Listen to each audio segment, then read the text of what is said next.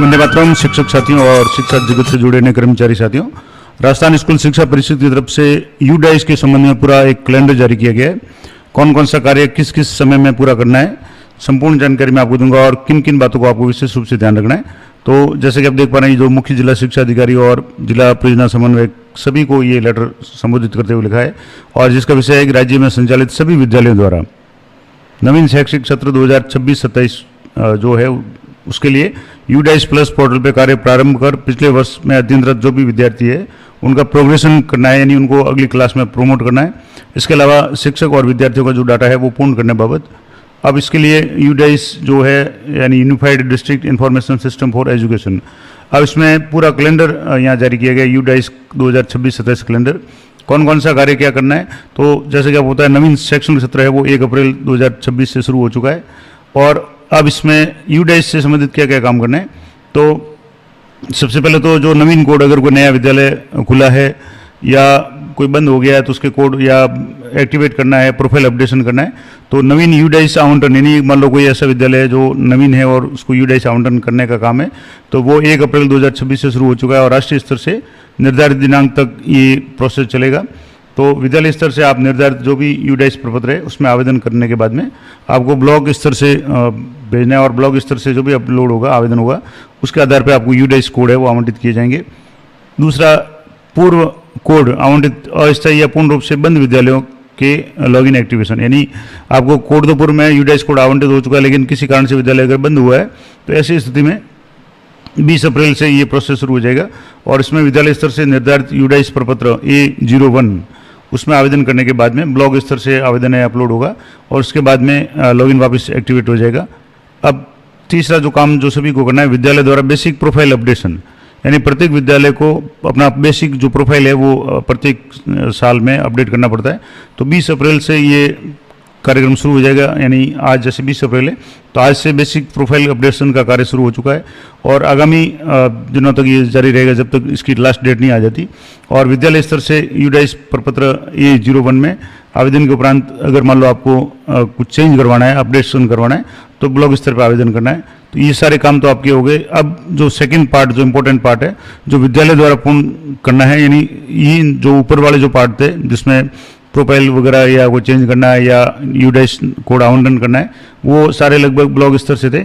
अब विद्यालय स्तर से क्या क्या काम करना है, तो पिछले सत्र में जो भी वर्ष में जो प्रदर्शित विद्यार्थी है और उनकी प्रोग्रेशन एक्टिविटी का काम शुरू करना है, और ये काम आपके जो प्रोग्रेशन एक्टिविटी का काम है, मैंने आपको बताया कि यहाँ जो डेट देखेंगे आप 13 अप्रैल से शुरू हो चुका है और 15 मई तक, यानी जब तक ग्रीष्मकालीन अवकाश होगा उस तक ये काम सारा करना है। और सभी स्टूडेंट्स जो भी प्रमोट हो गए उनको प्रोग्रेशन एक्टिविटी के माध्यम से अगली क्लास में प्रमोट करना है, और इसके लिए विद्यालय स्तर से यूडाइस स्टूडेंट मॉड्यूल में जाकर के स्टूडेंट मूवमेंट एंड प्रोग्रेशन इस लिंक के माध्यम से पिछले वर्ष में जो भी प्रदर्शित स्टूडेंट्स हैं उनका परीक्षा परिणाम और उपस्थिति आपको दर्ज करनी है, और इसी के बाद में है उनका प्रोग्रेशन है अगली क्लास में हो पाएगा। और ये काम आपको जो ग्रीष्मकालीन अवकाश है 15 मई उससे पहले पहले करना है। दूसरा जो इंपॉर्टेंट काम करना है, पहला तो हो गया कि प्रोग्रेशन एक्टिविटी यानी सभी बच्चों को प्रमोट करना है, जैसे साला दर्पण पे करते हैं वैसे ही यूडाइस पे करना है। अगला काम है कि विद्यार्थियों की स्थानांतरण प्रमाण पत्र और NSO विद्यार्थियों को ड्रॉप बॉक्स में डालना। अगर कोई विद्यार्थी TC लेकर के गया है या किसी ने विद्यालय छोड़ दिया और NSO हो गया है तो ऐसी स्थिति में उस विद्यार्थी को ड्रॉप बॉक्स में डालना है, क्योंकि अगर TC लेके गया है और वो अगले किसी भी विद्यालय में प्रवेश लेगा तो जब तक ड्रॉप बॉक्स में नहीं आप डालेंगे उसको आगे वाले स्कूल में वो इंपोर्ट नहीं कर पाएंगे। तो ऐसी स्थिति में जो भी विद्यार्थी TC लेके जा रहा है उसको आपको ड्रॉप बॉक्स में डालना है, और ये काम आपको 13 अप्रैल से शुरू हो चुका है और 30 मई तक ये काम कर सकते हैं। और विद्यालय स्तर से अपने यूडाइस स्टूडेंट मॉड्यूल के माध्यम से ये काम होगा, और विद्यालय द्वारा प्रोग्रेशन एक्टिविटी के साथ या उसके बाद किया जा सकता है। प्रोग्रेशन एक्टिविटी में मान लो कोई स्टूडेंट है, उसको प्रमोट करने के बाद में वो अगर TC लेके जा रहा है या NSO हो गया है तो उसको आप हाथों हाथ उसको ड्रॉप बॉक्स में डाल दें, ताकि कहीं भी अगर दूसरी जगह वो एडमिशन ले तो आगे उसको कोई समस्या नहीं आए, और जहाँ भी प्रवेश ले उस विद्यालय से उसको इम्पोर्ट कर दिया जाए तो कोई समस्या नहीं होगी। अब तीसरा जो काम है वो विद्यालय द्वारा पूरा करना, यानी जो पहला भाग जो अभी बताया था प्रोग्रेशन एक्टिविटी वगैरह पूरी हो जाए उसके बाद में क्या करना है, तो सत्र में विद्यालयों में प्रवेशित विद्यार्थियों को ड्रॉप बॉक्स से इंपोर्ट करना। मान लो कोई नया स्टूडेंट आपके विद्यालय में प्रवेश के लिए आया है और मान लो जैसे पहली क्लास के अलावा दूसरी तीसरी या छठी सातवीं या नवीं क्लास में आया है 8वीं पास करके, तो उसका नवीन डाटा आपको इंदराज करना है और उस विद्यार्थी को आपको इंपोर्ट करना है। और वो इंपोर्ट कब करेंगे कि जब जिस स्कूल से वो 8वीं पास करके आया है वो उस विद्यार्थी को प्रमोट करके ड्रॉप बॉक्स में डालेंगे। तो ये भी आपको काम करना है। अगर कोई विद्यार्थी ऐसा आता है जो आपके विद्यालय में प्रवेश ले रहा है तो उसको आप यूडाइस पोर्टल पे तभी उसको ऐड कर पाएंगे जब पहले वाले स्कूल जहाँ से उसने 8वीं उत्तीर्ण की है वहाँ उसको प्रमोट करके या प्रोग्रेशन में मॉड्यूल में जाकर उसको प्रमोट करने के बाद उसको ड्रॉप बॉक्स में डालेंगे। तो ये काम 1 जून से लेकर के और 30 अगस्त के बीच में करना है। अब इसमें किस स्तर से होगा, तो विद्यालय स्तर से अपने यूडाइस स्टूडेंट मॉड्यूल के माध्यम से दूसरे विद्यालय से जो भी स्टूडेंट आए हैं उनको इंपोर्ट करना। और इंपोर्ट करने के लिए सबसे बड़ी जो जरूरी काम होगा कि वो जिस विद्यालय से आए हैं वहाँ के जो भी संस्था प्रधान है या उनसे संपर्क करके उनको कहना है कि आप उस स्टूडेंट को जो आपके पास से टीसी लेके गया है उसको ड्रॉप बॉक्स में डालें। जब वो ड्रॉप बॉक्स में डालेगा तभी आप उसको इंपोर्ट कर पाएंगे। और इसके अलावा प्री प्राइमरी या कक्षा 1 के विद्यार्थी उनको आप सीधे जोड़ सकते हैं। इसके अलावा राष्ट्रीय स्तर से सुविधा प्रारंभ होने पर कक्षा 2 से 12 तक के विद्यार्थियों को आधार नंबर की सहायता से विद्यालय से जुड़वाना या ब्लॉक से जुड़वाना, ये भी काम होगा। कई ऐसे स्टूडेंट होते हैं जो कहीं अन्यत्र पढ़ते हैं जहाँ यूडाइस वगैरह का थोड़ा नहीं है, तो उसको आप आधार से भी कर सकते हैं। तो वो भी काम आपको करना है। अब जो अगला इंपॉर्टेंट काम है कि जो विद्यार्थी जिनकी अपर आईडी नहीं बनी है अभी तक, उनकी अपर आईडी बनानी है। और अपर आईडी के लिए आधार जरूरी है। अगर मान लो किसी स्टूडेंट के आधार में कुछ कमी है या कुछ फर्क है, जैसे जो विद्यालय की डिटेल्स है साला दर्पण पे जो उसकी डेट ऑफ बर्थ है, नाम है, फादर का नाम वगैरह, उसमें कुछ फर्क है, तो सबसे पहले तो कोशिश करें कि उस बच्चे को कहें कि आप अपना आधार अपडेट करवाएं। क्योंकि बाद में फ्यूचर में जब पहली बात तो अपर आईडी बनाने में समस्या आएगी और मान लो गलत तरीके से बन गई तो उसको बाद में 10वीं 12वीं बोर्ड वगैरह में भी समस्या आएगी। तो विद्यार्थी की अपर आईडी बनानी है, उससे पहले उसका आधार अपडेट कोई अगर करेक्शन है तो उसको करवाना है। और ये जो भी तारीख राष्ट्रीय स्तर से होगी उस तारीख तक करना है। तो विद्यार्थियों, अब इसका क्या प्रोसेस रहेगा, तो विद्यार्थियों के अभिभावकों से अपर आईडी बनाया जाना है तो सबसे पहले तो सहमति पत्र है वो आपको प्राप्त करना है। और ये सहमति पत्र आपको पोर्टल पे भी मिल जाएगा, यूडाइस से आप खोलेंगे। और ये कार्य भाग द्वितीय का काम पूर्ण होने के उपरांत ही किया जा सकेगा।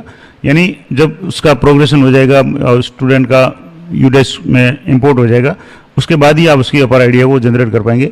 और अगर पहले जनरेट कर चुके हैं तो आपको कुछ नहीं करना है। अगर मान लो पहले से अपर आईडी जनरेट हो गई है किसी स्टूडेंट की और वो आपके विद्यालय में नई टीसी लेकर के आ रहा है, आपने उसको इंपोर्ट कर लिया, तो उसका अपर आईडी वगैरह है ऑटोमेटिकली उसके साथ में वो फैच हो जाएगी। अब तीसरा जो इंपॉर्टेंट काम करना है कि यूडाइस के तीनों मॉड्यूल, तो पहला मॉड्यूल तो होता है कि जिसमें आपको विद्यालय प्रोफाइल अपडेट करना होता है। दूसरे में आपको शिक्षक प्रोफाइल यानी टीचर्स की अपडेट्स करनी पड़ती है कि टीचर अगर कोई नए आया है तो उनको इंपोर्ट करना वगैरह, ये भी कोई ट्रांसफ़र होगी तो उनको ट्रांसफ़र करना। और तीसरा काम है विद्यार्थी मॉड्यूल है, स्टूडेंट मॉड्यूल है, उसमें प्रोग्रेशन एक्टिविटी है, अपर आईडी बनाना, ये सारे काम आपको पूरा करना है। और पूरा करने के बाद में आपको सर्टिफिकेट एक प्राप्त करना पड़ेगा। ये सारे मॉड्यूल है, पोर्टल है, वो सारे पूरे कर दिए हैं। और ये काम आपको 1 सितंबर से 30 सितंबर के बीच में करना है। और समस्त विद्यालय द्वारा यूडाइस के सभी मॉड्यूल को पूर्ण करने का सर्टिफिकेट है वो आपको जारी करना पड़ेगा। अब विद्यालय स्तर के क्या क्या कार्य रहेंगे, तो सबसे पहला जो कार्य है कि विद्यार्थी जो 25-26 में सत्र में विभिन्न क्लासों में थे और उत्तीर्ण हो गए, उनको 26-27 यानी इस वर्ष में प्रोग्रेशन मॉड्यूल के माध्यम से प्रमोट करना है, यानी अगली क्लास में उनको लेना है। और इसके लिए आपको यूडाइस पोर्टल जैसे आप लॉगिन करेंगे तो पहला काम तो आपको करना है कि आपको विद्यालय का जो प्रोफाइल है वो अपडेट करना है। और उसके बाद में विद्यार्थी जो प्रोग्रेस मॉड्यूल है, उस स्टूडेंट मॉड्यूल है, उसमें जाकर के प्रोग्रेशन एक्टिविटी में जाकर उनको अपडेट करना है या प्रोग्रेस करना है। अब विद्यालय प्रोग्रेशन का कार्य करने से पूर्व विद्यालय की बेसिक प्रोफाइल उसकी जांच करनी है। मैंने आपको पहले बता दिया कि जब तक आप बेसिक प्रोफाइल अपडेट नहीं करेंगे विद्यार्थी का प्रोग्रेशन नहीं होगा। तो अब विद्यालय अपनी बेसिक प्रोफाइल पोर्टल पे उपलब्ध जो भी स्कूल डायरेक्टरी या यूजर मैनेजमेंट है उसमें मॉड्यूल में लॉगिन करके प्राप्त कर सकते हैं। और बेसिक प्रोफाइल में अगर कोई चेंज करना है, कोई अपडेट करना है, तो आपको A01 जो फॉर्मेट है प्रपत्र है वो मैं टेलीग्राम चैनल पे पहले भी दे चुका हूँ। उसमें आवश्यक दस्तावेज सहित मुख्य ब्लॉक शिक्षा अधिकारी यानी CBO कार्यालय में जाकर के आप वहाँ से अपडेट करवाएं। और विद्यालयों को ये ध्यान रखना है कि जब तक विद्यालय की बेसिक प्रोफाइल अपडेट ना होवे तब तक विद्यार्थियों का प्रोग्रेशन का कार्य नहीं किया जाए।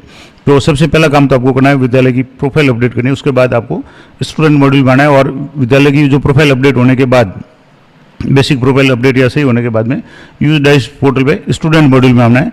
और स्टूडेंट मॉड्यूल में दो तरह के ऑप्शन मिलेंगे आपको, 26-27 सेलेक्ट करके यहाँ से जैसे आप लॉगिन करेंगे यूज डाइस, तो इस तरीके से ये तो हो गया। अब यहाँ से जैसे आप करेंगे तो इस तरीके से यहाँ आपके यूज डाइस में दो तरह के ऑप्शन आएंगे, जिसमें एकेडमिक ईयर यहाँ से 26-27 और यहाँ से 25-26। तो यहाँ करंट आपको करना है और उससे पहले आपको जो भी स्टूडेंट उनको जो भी प्रमोट वगैरह प्रोग्रेशन मॉड्यूल में जाकर के करना है। तो सबसे पहले आपको स्टूडेंट मूवमेंट में जाना है और प्रोग्रेशन में जाना है, प्रोग्रेशन एक्टिविटी में जाना है और गो पे क्लिक करके सेलेक्ट क्लास करनी है। और उस क्लास के जितने भी बच्चे हैं वो सारे आपको शो हो जाएंगे और एक एक बच्चे को उसके परसेंटेज उपस्थिति वगैरह की एंट्री करने के बाद उसको प्रोग्रेशन करना है, यानी प्रोग्रेट करना है, यानी अगली क्लास में उसको प्रमोट करना है। और विद्यार्थी के प्रोग्रेशन में प्रत्येक विद्यार्थी की 4 कॉलम की सूचना उसमें पढ़नी है, जिसमें progression status, last year marks in percentage यानी कितने परसेंट बने 2025-26 में, और इसके बाद में number of attendant days attended यानी कितने दिनों तक वो विद्यालय में आया, उसकी उपस्थिति भी आपको पढ़नी है। और स्कूलिंग स्टेटस है ये आपको अंकित करना है। और ये अंकित करने के बाद में उसमें अपडेट का जो लिंक है वो उसके माध्यम से आपको उसको सेव करना है, यानी उसको अपडेट करना है। और जिन विद्यार्थियों ने किसी भी कारण से विद्यालय छोड़ दिया है, यानी एनएसओ हो गए या विद्यार्थी द्वारा अगर टीसी जारी ले ली है टीसी, और उस स्थिति में स्कूलिंग स्टेटस में लेफ्ट स्कूल विद टीसी या विदाउट टीसी, अब दो तरह के ऑप्शन आएंगे। अगर कोई स्टूडेंट टीसी लेकर गया तो उसमें स्कूलिंग स्टेटस में आपको लेफ्ट स्कूल लिखना है और विथ टीसी या विदाउट टीसी। अगर ड्रॉप आउट है तो उसको विदाउट टीसी हो जाएगा, और अगर वो टीसी लेकर गया तो आपको लेफ्ट स्कूल विद टीसी है वो सिलेक्ट करना है, और जिससे विद्यार्थी अन्य विद्यालय में इंपोर्ट किए जाने हेतु ड्रॉप बॉक्स में उपलब्ध हो सके। तो लेफ्ट विद टीसी या विदाउट टीसी जैसे भी होगा, लेकिन उसको आप जब उसको प्रमोट कर देंगे यानी उसको अपडेट कर देंगे तो उसके बाद में उसको ड्रॉप बॉक्स में डालेंगे, और ड्रॉप बॉक्स में डालने के बाद ही अन्य विद्यालय द्वारा जो वो टीसी लेकर के बच्चा गया है इंपोर्ट किया जा सकेगा। तो और उसमें अब ये साला दर्पण यूडाइस पे इतनी बढ़िया सुविधा है कि आप देश के किसी भी विद्यालय द्वारा किसी भी स्टूडेंट को आप इंपोर्ट कर सकते हैं। अगर वो बच्चा है ड्रॉप बॉक्स में है तो उसके नाम से, आधार से, उसके फादर मदर के नाम से, कुछ जो भी नॉर्म्स है उनके आधार पे आप किसी भी बच्चे को इंपोर्ट कर सकते हैं अगर वो ड्रॉप बॉक्स में है। अगला है कि प्रोग्रेशन में किसी भी प्रकार की त्रुटि होने पर प्रत्येक विद्यार्थी के सामने अंकित कॉलम में उपलब्ध करेक्शन लिंक के माध्यम से उसको सही कर सकते हैं। इसके संबंध में मैंने वीडियो पहले बना रखे हैं। अब विद्यालय के सभी जो भी विद्यार्थी है उनका प्रोग्रेशन होने के बाद बाएं पैनल में उपलब्ध स्टूडेंट मूवमेंट और प्रोग्रेशन में प्रोग्रेशन एक्टिविटी पूरी करने के बाद, यानी सभी स्टूडेंट प्रोग्रेशन मॉड्यूल में सब अपडेट हो जाए, उसके बाद में फाइनलाइज प्रोग्रेशन करना है, यानी काम को फाइनल करना है, सबमिट करना है। और प्रोग्रेशन को पूर्ण करने से पूर्व ये सुनिश्चित कर लें कि सभी स्टूडेंट का सही तरीके से प्रोग्रेशन किया है, क्योंकि प्रोग्रेशन फाइनलाइज होने के बाद में उसमें आप करेक्शन या अपडेट नहीं कर पाएंगे। तो जो स्टूडेंट विद टीसी या विदाउट टीसी अगर स्कूल लेफ्ट की है उनको भी अपडेट करना है, जो अगली क्लास में प्रमोट हुए हैं उनको भी अपडेट करना है। तो जैसी भी कंडीशन है सारा काम करने के बाद ही आप प्रोग्रेशन मॉड्यूल को फाइनलाइज करें। और प्रोग्रेशन का काम पूर्ण होने के बाद में जो स्टूडेंट अन्य विद्यालय से टीसी के साथ स्थानांतरित होकर प्रवेश लिया है, अब उनको आपको इंपोर्ट मॉड्यूल के माध्यम से उनके एक नंबर होंगे, आपको पीएन नंबर की सहायता से विद्यालय में प्रदर्शित कर सकते हैं या उनको इंपोर्ट कर सकते हैं। और विद्यालय द्वारा अगर विद्यार्थी द्वारा पीएन जो नंबर है वो नहीं बताया जाता, यानी स्टूडेंट को पता नहीं है या बिना टीसी के प्रवेश लेता है, तो स्टूडेंट मॉड्यूल में ग्लोबल सर्च ऑप्शन है, उसके माध्यम से आप उसके नाम से, फादर के नाम, डेट ऑफ बर्थ या आधार के नंबर से अलग अलग तरीक़ों से उसको सर्च करके उसके पीएन नंबर की जानकारी प्राप्त कर सकते हैं। और पीएन नंबर जैसे आप डालेंगे उसकी डिटेल्स आ जाएगी कि वो किस विद्यालय में कहाँ ड्रॉप बॉक्स में पढ़ा है, तो वहाँ से आप उसको इंपोर्ट कर सकते हैं। अब यदि किसी विद्यार्थी को किसी भी कारण से पुराने विद्यालय से ड्रॉप बॉक्स में नहीं भेजा गया है, तो विद्यालय द्वारा प्रवेशित स्टूडेंट है लॉगिन में उपलब्ध स्टूडेंट रिलीज रिक्वेस्ट मॉड्यूल के माध्यम से राज्य के अंदर या अन्य राज्यों के विद्यालयों को पीएन के माध्यम से विद्यार्थी को ड्रॉप बॉक्स में भेजने हेतु रिक्वेस्ट लगाई जाएगी। यानी ये भी एक बहुत अच्छा ऑप्शन है कि किसी विद्यालय में बच्चे ने विद्यालय छोड़ दिया, वहाँ से टीसी ले ली, लेकिन उन्होंने उस स्टूडेंट को ड्रॉप बॉक्स में नहीं डाला है, तो आप अपने विद्यालय से अगर आपके विद्यालय में वो स्टूडेंट आया है, उसके पैन नंबर नहीं मिल रहे हैं, तो या तो पैन नंबर सर्च कर लें ग्लोबल सर्च से, और उसके बाद में पैन नंबर के माध्यम से एक रिक्वेस्ट भेज सकते हैं कि उस विद्यार्थी को आप ड्रॉप बॉक्स में डालें ताकि उसको इंपोर्ट कर सकें। तो ये भी एक बहुत अच्छी सुविधा मिल जाएगी। आगे अगर जब भी जरूरत होगी मैं आपको वीडियो की सहायता से भी बता दूंगा।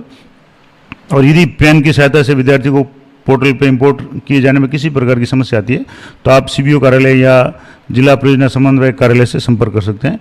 और यदि विद्यालय में ऐसे विद्यार्थी प्रवेश लेता है जिसका यूडाइस पोर्टल पे कोई रिकॉर्ड नहीं है, तो ऐसे को सीधे ही आप आधार की सहायता से पोर्टल पे जो भी सुविधा है उसको सीधे ही उसको आप पोर्टल पे अपडेट कर सकते हैं।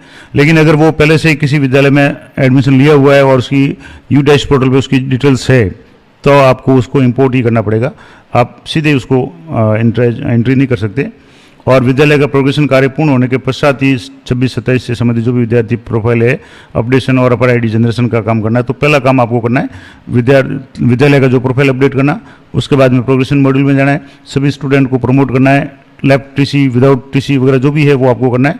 और उसके बाद में जो भी नए स्टूडेंट आपके विद्यालय में प्रवेश के लिए आए हैं उनको उनकी यू डैश से उनको इम्पोर्ट करना। और ऐसे विद्यालय जिनका यू डैश पोर्टल पर पंजीकरण नहीं है वे नवीन यू डैश कोड आवंटन हेतु आवेदन कर सकेंगे, मैंने शुरुआत में बता दिया। और इसके लिए आपको सीबीओ कार्यालय से संपर्क करना है, तो वहाँ से ये आवंटन हो जाएगा। और ये सभी जो भी डिटेल्स मैंने आपको बताई है ये बहुत ही इंपॉर्टेंट डिटेल्स है और ये पूरी पीडीएफ है, काफ़ी पेज की है, इसमें और भी कुछ बातें हैं, लेकिन जो इंपॉर्टेंट बातें थी वो मैंने आपको बता दी।